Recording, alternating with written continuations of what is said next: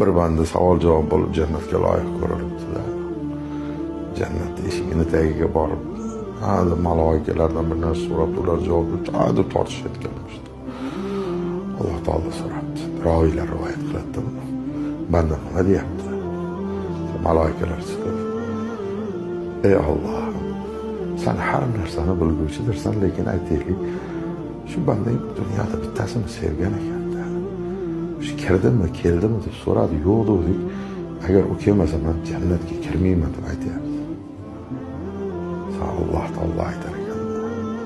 Bandamki qul holatida boshqa bir qulni unutmabdi. Men ham u bandamni unutmayman. Beringlar murodini deb haligini olib kelishar ekanda. Qulni sevgan. Ya'ni baxt nima? Bu oddiy formulasi. Shunday sevinki, shundayini sevinki, siz jannatning eshigiga borsa, siz bo'lmasangiz u jannatga kirmayman. Va o'zingiz ham shunday sevingki, jannatning eshigiga borganingizda u bo'lmasa men ham jannatga